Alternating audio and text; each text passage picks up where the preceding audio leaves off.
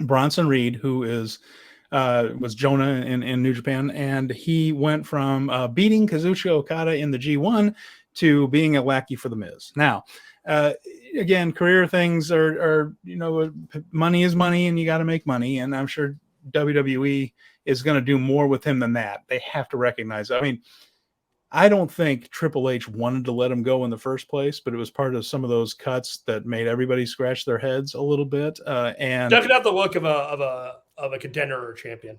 Just doesn't look like a guy that could scare you, right? Yeah, it's a thing where I think Paul Levesque understood what they had cut and grabbed him back first chance he got. So I would give Levesque credit for understanding that he had a talent and to go and get the guy back and pay him. That's fine. And like I said, the thing with the Miz, he'll move on from that. That's not the point I'm trying to make anyway. But what that does mean is that there's a bit of a hole in New Japan because they've taken care to push Shane Haste and Mikey Nichols in this tag team tournament. Bad Dude Tito, a little bit less so, but he did really well for himself during the G1. Yes. And he wasn't pushed because he was the guy that would lose the falls in the tag team preview matches with Jonah and things, but he did well. I enjoyed him in New Japan. Hope we see more, but it does leave the other guys from TMDK kind of floating in space a little bit without a leader, so to speak. Mm-hmm. Where do you see this going here? I mean, we're seeing Suzuki-gun break up. We mentioned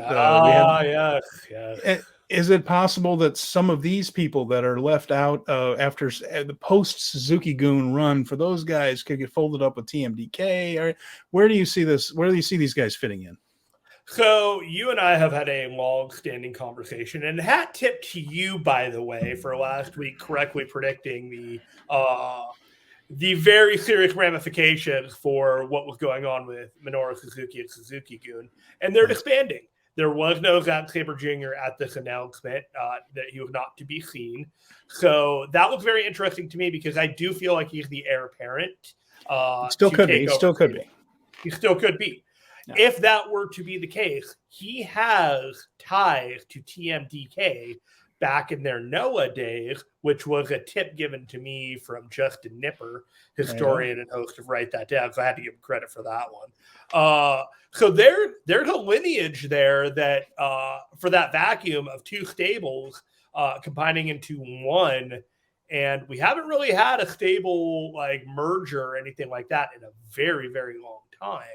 So there's potential there. I kind of feel like it would be the obvious play, and maybe they have other plans in mind to really just jumpstart 2023. Because as we are right now, even though Suzuki is disbanding and Jonah took off from New Japan and he's now back as Bronson Reed, there's still a lot of staticness in the New Japan hierarchy. You still got Okada at the top, you still got Jay White, you got Ospreay, Naito is still there. We haven't really shaken it all up, and so the stables haven't been shaken up. The biggest thing that we've had is House of Torture being added through Bullet Club a few years back. So if we were to completely do something new and just have something run roughshod besides United Empire, that would be great. That would really be great because, as you saw, introducing United Empire into this equation has really allowed different feuds to pop up and bubble up. And when you do this new stable, you're almost re-debuting a bunch of guys and can reset their status within the card. Like lower mid card can be a little bit higher on the card. These guys are going to get a push. TMDK, they're not young, but they are very good at what they do. They would fit in really well with a group like that. I don't know. It feels like all the pieces of the puzzle are coming together for this. What say you? I think it's definitely possible. I'm very curious because I'm jumping ahead a little bit. We're going to cover this later with the Road to the Tokyo Dome show. But Suzuki-gun's final night will be this coming Friday, the 23rd, at Korakuen Hall. The match is Suzuki, Lance Archer, El Desperado, and Taka Michinoku against Doki, Kanemaru, Taichi, and Zack Sabre Jr. So they are having Suzuki-gun versus Suzuki-gun. It's really the only match of consequence in that two-night event, Thursday and Friday at Korakuen Hall. It's really the only match. Everything else is just a preview that you would imagine you would see at New Japan house shows. So I could see something in the way of Zach's side winning the match and Suzuki turning the reins over to him and saying, this is now Sabre Jr. I don't have any information that that's going to be the name, but the idea being you're in charge now. And that it could be that.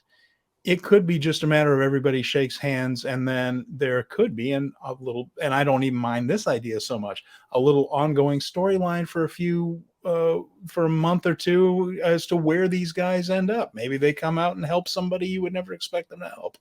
It could be a thing where Zach brings people together at New Year's Dash and just says, here's the new crew. Again, that's another thing that's coming up. We're going to talk about Dash.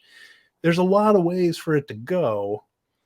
I'm hoping that Nichols and Haste and Tito are part of it.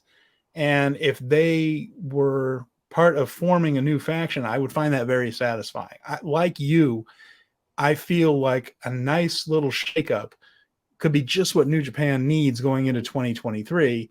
And so the fact that this does have several avenues, each with its own logic to them, I find exciting.